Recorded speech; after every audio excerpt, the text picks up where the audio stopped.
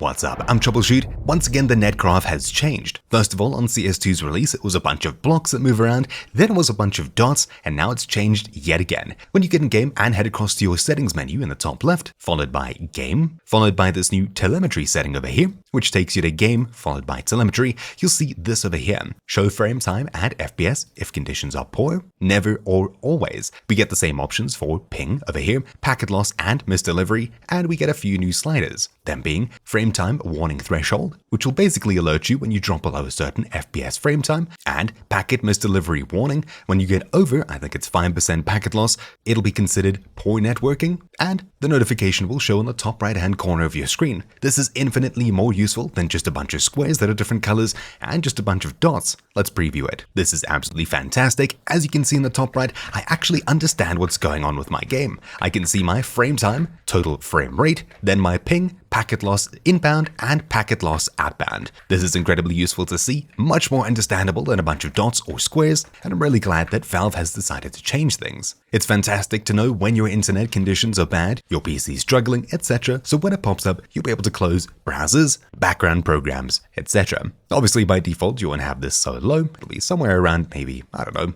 I'll get an alert below, let's say 60 FPS, and that's good enough for me.